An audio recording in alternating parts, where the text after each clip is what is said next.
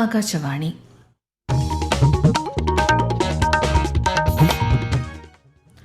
നമസ്കാരം. പ്രാദേശിക വാർത്തകൾ വായിക്കുന്നത് ലക്ഷ്മി ശ്രീ വിജയ.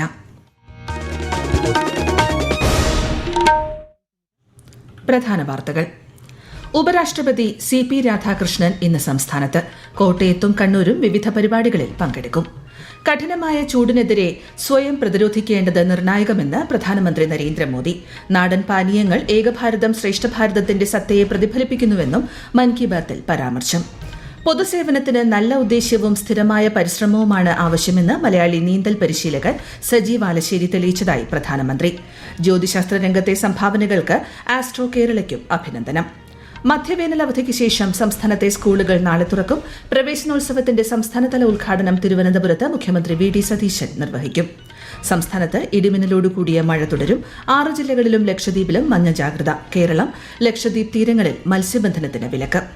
IPL ക്രിക്കറ്റിൽ ഇന്ന് കലാശ പോരാട്ടം. കിരീടത്തിനായി ഗുജറാത്ത് ടൈറ്റൻസ് റോയൽ ചലഞ്ചേഴ്സ് ബംഗളൂരുവുമായി ഏറ്റുമുട്ടും. വാർത്തകൾ വിശദമായി. ഉപരാഷ്ട്രപതി CP രാധാകൃഷ്ണൻ ഇന്ന് സംസ്ഥാനത്ത്. കോട്ടയത്ത് നടക്കുന്ന ദീപിക മലയാള ദിനപത്രത്തിന്റെ 140ാം സ്ഥാപക വാർഷികാഘോഷങ്ങൾ അദ്ദേഹം ഉദ്ഘാടനം ചെയ്യും. തുടർന്ന് കണ്ണൂർ മട്ടന്നൂരിൽ രാജ്യസഭാ MP C സദാനന്ദൻ മാസ്റ്റർ സംഘടിപ്പിക്കുന്ന സ്വകാര്യ ചടങ്ങിലും അദ്ദേഹം പങ്കെടുക്കും. ഉപരാഷ്ട്രപതിയുടെ സന്ദർശനത്തോടനുബന്ധിച്ച് കോട്ടയത്തും മട്ടന്നൂരിലും സുരക്ഷാ ക്രമീകരണങ്ങൾ ശക്തമാക്കി. രാജ്യത്തിന്റെ മിക്ക ഭാഗങ്ങളിലും കൊടും ചൂട് അനുഭവപ്പെടുന്ന സാഹചര്യത്തിൽ സ്വയം ശ്രദ്ധിക്കേണ്ടത് നിർണായകമാണെന്ന് പ്രധാനമന്ത്രി നരേന്ദ്രമോദി. പ്രതിമാസ റേഡിയോ പ്രഭാഷണ പരിപാടിയായ മൻ കി ബാത്തിന്റെ 134ാം പതിപ്പിൽ സംസാരിക്കുകയായിരുന്നു അദ്ദേഹം. വെള്ളം കുടിക്കുന്നത് തുടരണമെന്നും വെയിലത്തിറങ്ങുമ്പോൾ ജാഗ്രത വേണമെന്നും പ്രധാനമന്ത്രി നിർദ്ദേശിച്ചു. इस समय देश के ज्यादातर हिस्सों में बहुत गर्मी पड़ रही है. ऐसे मौसम में अपना ध्यान रखना बहुत जरूरी है. पानी पीते रहिए.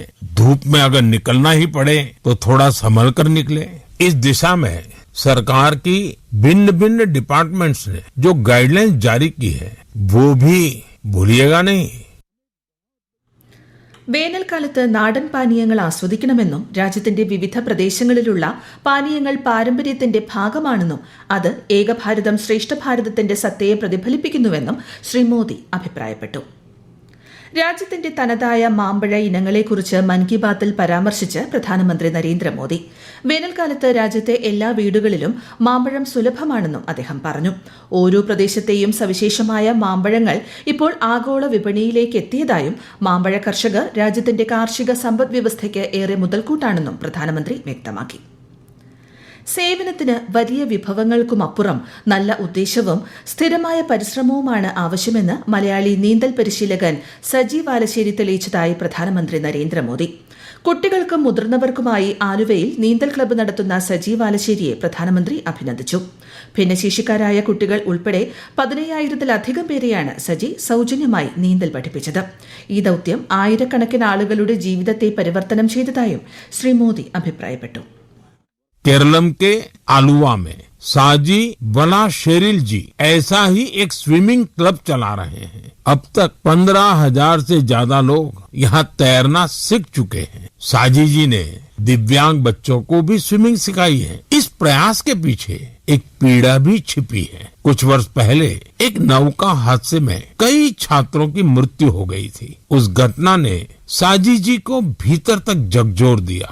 उन्होंने सोचा अगर बच्चों को तैरना आता होता तो शायद कई जानें बच जाती. बस यहीं से शुरू हुआ उनका ये अभियान. ഇന്ത്യയുടെ അമൂല്യമായ പൈതൃകം സംരക്ഷിക്കാൻ സർക്കാർ നിരന്തരം ശ്രമിക്കുകയാണെന്ന് പ്രധാനമന്ത്രി. യൂറോപ്പിലെ നെതർലൻഡ് സന്ദർശന വേളയിൽ ചോള കാലഘട്ടത്തിലെ പുരാതന ചെമ്പ് തകിടുകൾ വീണ്ടെടുക്കാനായത് ഏറെ സന്തോഷകരമായ നിമിഷമാണെന്നും അദ്ദേഹം പറഞ്ഞു. ഗ്യാൻ ഭാരതം ദൌത്യത്തിന് കീഴിൽ ഛത്തീസ്ഗഡിലെ മൽഹാറിൽ നിന്നും 1500 വർഷം പഴക്കമുള്ള ചെമ്പു തകിടുകൾ കണ്ടെത്തിയതിനെക്കുറിച്ചും പ്രധാനമന്ത്രി എടുത്തു പറഞ്ഞു. രാജ്യത്തുടനീളം ജ്യോതിശാസ്ത്ര കൂട്ടായ്മകൾ അതിവേഗം പ്രചാരം നേടുന്നതായി പ്രധാനമന്ത്രി നരേന്ദ്രമോദി. രാത്രികാല നക്ഷത്ര നിരീക്ഷണ ക്യാമ്പുകളും പരിശീലന കളരികളും സംഘടിപ്പിക്കുന്ന തിരുവനന്തപുരത്തെ ആസ്ട്രോ കേരള എന്ന സ്ഥാപനത്തെക്കുറിച്ച് പ്രധാനമന്ത്രി പരാമർശിച്ചു. ഇവിടെ യുവാക്കൾക്ക് ദൂരദർശിനി നിർമ്മിക്കാനും നക്ഷത്ര ഭൂപടങ്ങൾ ഉപയോഗിക്കാനും പരിശീലനം നൽകുന്നു. പ്രധാനമന്ത്രിയുടെ പരാമർശത്തിൽ ഏറെ സന്തോഷമുണ്ടെന്ന് ആസ്ട്രോ കേരള ജ്യോതിശാസ്ത്ര പ്രചാരണ കൂട്ടായ്മയുടെ സ്ഥാപക സെക്രട്ടറി VS ശ്യാം ആകാശവാണി വാർത്തകളോട് പറഞ്ഞു. 2009 അന്താരാഷ്ട്ര ജ്യോതിശാസ്ത്ര വർഷത്തെ തുടർന്നാണ് ഈ ആസ്ട്രോ കേരള എന്നൊരു കൂട്ടായ്മ രൂപം കൊള്ളുന്നത്. തിരുവനന്തപുരത്തെ ശാസ്ത്ര സാങ്കേതിക മ്യൂസിയം, പ്ലാനറ്റേറിയം കേന്ദ്രീകരിച്ചാണ് ഇത് രൂപം കൊണ്ടതും ഇപ്പോൾ നിലവിൽ പ്രവർത്തിക്കുന്നതും. ജ്യോതിശാസ്ത്രം എന്നത് കേവലം പുസ്തകങ്ങളിലോ സിലബസിലോ ഒന്നും ഒതുങ്ങേണ്ട ഒരു കാര്യമല്ല, മറിച്ച് പ്രായോഗികമായി എല്ലാവരും അനുഭവിച്ചറിയേണ്ടുന്ന ഒന്നാണെന്നുള്ളൊരു ബോധ്യത്തിൽ നിന്നാണ് ഞങ്ങൾ ഈ പ്രവർത്തനങ്ങൾ സംഘടിപ്പിക്കുന്നത്. രാത്രികാല നക്ഷത്ര നിരീക്ഷണ പരിപാടികൾ, സ്റ്റാർ മാപ്പുകൾ ഉപയോഗിക്കുന്നത് സംബന്ധിച്ചുള്ള പരിശീലനം, ടെലസ്കോപ്പ് നിർമ്മാണം, സമ്മർ സ്കൂളുകൾ, ശാസ്ത്ര ക്ലാസ്സുകൾ, ആസ്ട്രോ ഫോട്ടോഗ്രാഫി, അങ്ങനെ വൈവിധ്യമാർന്ന പ്രവർത്തനങ്ങൾ ഇതുമായി ബന്ധപ്പെട്ട് ഞങ്ങൾ സംഘടിപ്പിക്കുന്നുണ്ട്. രാജ്യത്തെ നിരവധി സൈനികർക്കായി തുക സംഭാവന നൽകിയ തമിഴ്നാട്ടിലെ ഗിരിജയമ്മയുടെ രാജ്യസ്നേഹം ഓരോ ഭാരതീയനും പ്രചോദനമാണെന്ന് പ്രധാനമന്ത്രി നരേന്ദ്രമോദി. ഏകദേശം 15 സ്കൂളുകൾ നടത്തുന്ന അവർ വിദ്യാർത്ഥികൾ പ്രതിദിനം നൽകിയ ഓരോ രൂപ സമാഹരിച്ച് 40 ലക്ഷം രൂപയാണ് സൈനികർക്കായി നൽകിയത്. സമൂഹത്തിനു വേണ്ടി ഇത്തരം നല്ല കാര്യങ്ങൾ ചെയ്യുന്നവരെ തിരിച്ചറിയാനും അഭിനന്ദിക്കാനും ശ്രമിക്കണമെന്ന് നിർദ്ദേശിച്ചുകൊണ്ടാണ് മൻ കി ബാത്തിന്റെ ഈ മാസത്തെ പതിപ്പ് പ്രധാനമന്ത്രി അവസാനിപ്പിച്ചത്. ഈ വാർത്തകൾ ആകാശവാണിയിൽ നിന്ന്.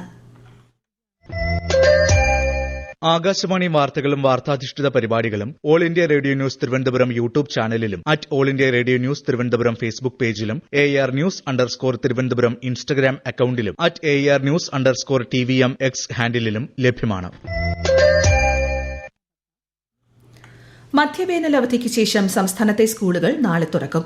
സ്കൂൾ പ്രവേശനോത്സവത്തിന്റെ സംസ്ഥാനതല ഉദ്ഘാടനം Thiruvananthapuram Pattom government model girls higher secondary സ്കൂളിൽ മുഖ്യമന്ത്രി VD സതീശൻ നിർവഹിക്കും. സ്കൂൾ പ്രവേശനോത്സവത്തിൽ വിദ്യാർത്ഥികൾ സൈബർ സുരക്ഷാ പ്രതിജ്ഞയെടുക്കും. ഇന്ന് ലോക പുകയില വിരുദ്ധ ദിനം. പുകയിലയുടെയും നിക്കോട്ടിന്റെയും ഉപയോഗം മൂലമുണ്ടാകുന്ന ആരോഗ്യ പ്രത്യാഘാതങ്ങളെക്കുറിച്ച് ജനങ്ങളിൽ അവബോധം വളർത്തുന്നതിനാണ് ലോകാരോഗ്യ സംഘടനയുടെ നേതൃത്വത്തിൽ എല്ലാ വർഷവും മെയ് 31 ലോക പുകയില വിരുദ്ധ ദിനമായി ആചരിക്കുന്നത്. സംസ്ഥാന ആരോഗ്യ വകുപ്പ് പൊതുജനാരോഗ്യ വിഭാഗം ഡെപ്യൂട്ടി ഡയറക്ടറും ദേശീയ പുകയില നിയന്ത്രണ പദ്ധതിയുടെ നോഡൽ ഓഫീസറുമായ ഡോക്ടർ ബിപിൻ ഗോപാൽ ആകാശവാണി വാർത്തകളോട്. ഉപഭോക്താക്കളിൽ 50% പേരെയും കൊന്നൊടുക്കുന്ന ഏക ഉൽപ്പന്നമാണ് ടുബാക്കോ. ഒരു സിഗരറ്റിൽ ഏകദേശം 4000-ഓളം രാസവസ്തുക്കൾ അടങ്ങിയിട്ടുണ്ട്. നിക്കോട്ടിൻ എന്ന് പറയുന്നത് ലോകത്തിൽ ഇന്നുവരെ കണ്ടെത്തിയിട്ടുള്ള ഏറ്റവും മാരകമായിട്ടുള്ള ആസക്തി ജനിപ്പിക്കുന്ന ഒരു വസ്തുവാണ്. നമ്മുടെ രക്തധമനികളിലും ഹൃദയപേശികളിലും മറ്റു കോശങ്ങളിലുമൊക്കെ തന്നെ അടിഞ്ഞുകൂടുന്ന ടാർ മരണകാരണമായേക്കാവുന്ന പല രോഗങ്ങളിലേക്കും നയിക്കുന്നു, അതിന്റെ കാരണമായി മാറുന്നുണ്ട്.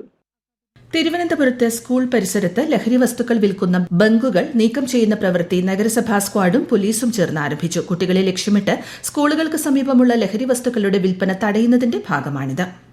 IPL ക്രിക്കറ്റ് കിരീട പോരാട്ടം ഇന്ന്. അഹമ്മദാബാദിൽ നടക്കുന്ന കലാശ പോരാട്ടത്തിൽ ഗുജറാത്ത് ടൈറ്റൻസ് നിലവിലെ ചാമ്പ്യന്മാരായ റോയൽ ചലഞ്ചേഴ്സ് ബംഗളൂരുവിനെ നേരിടും.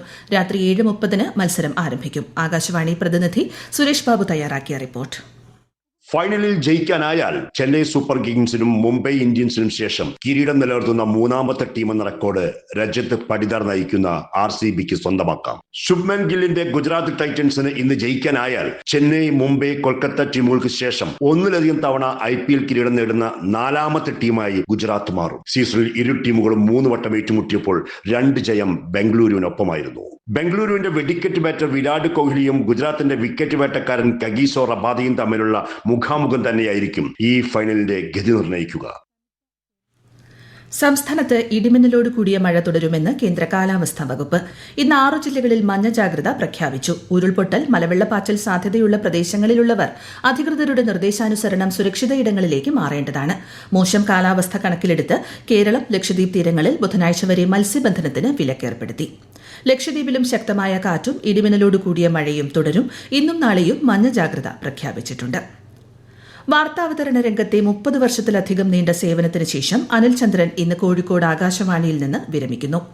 അച്ചടി മാധ്യമ പ്രവർത്തകനായി തുടക്കമിട്ട അനിൽ ചന്ദ്രൻ ഡൽഹി ആകാശവാണി മലയാളം വാർത്താ വിഭാഗത്തിൽ 1995 ജോലിയിൽ പ്രവേശിച്ചത്. പ്രധാന വാർത്തകൾ വീണ്ടും. ഉപരാഷ്ട്രപതി CP രാധാകൃഷ്ണൻ ഇന്ന് സംസ്ഥാനത്ത്. കോട്ടയത്തും കണ്ണൂരും വിവിധ പരിപാടികളിൽ പങ്കെടുക്കും. കഠിനമായ ചൂടിനെതിരെ സ്വയം പ്രതിരോധിക്കേണ്ടത് നിർണായകമെന്ന് പ്രധാനമന്ത്രി നരേന്ദ്രമോദി.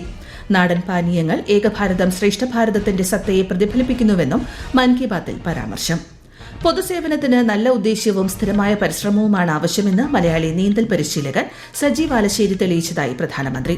ജ്യോതിശാസ്ത്ര രംഗത്തെ സംഭാവനകൾക്ക് ആസ്ട്രോ കേരളയ്ക്കും അഭിനന്ദനം. മധ്യവേനൽ അവധിക്ക് ശേഷം സംസ്ഥാനത്തെ സ്കൂളുകൾ നാളെ തുറക്കും. പ്രവേശനോത്സവത്തിന്റെ സംസ്ഥാനതല ഉദ്ഘാടനം തിരുവനന്തപുരത്ത് മുഖ്യമന്ത്രി വി.ഡി. സതീശൻ നിർവഹിക്കും. സംസ്ഥാനത്ത് ഇടിമിന്നലോട് കൂടിയ മഴ തുടരും. 6 ജില്ലകളിലും ലക്ഷദ്വീപിലും മഞ്ഞ ജാഗ്രത. കേരളം ലക്ഷദ്വീപ് തീരങ്ങളിൽ മത്സ്യബന്ധനത്തിന് വിലക്ക്. IPL ക്രിക്കറ്റിൽ ഇന്ന് കലാശ പോരാട്ടം. കിരീടത്തിനായി ഗുജറാത്ത് ടൈറ്റൻസ് റോയൽ ചലഞ്ചേഴ്സ് ബംഗളൂരുവുമായി ഏറ്റുമുട്ടും. പ്രാദേശിക വാർത്തകൾ കഴിഞ്ഞു. അടുത്ത വാർത്താ പ്രക്ഷേപണം 12:50.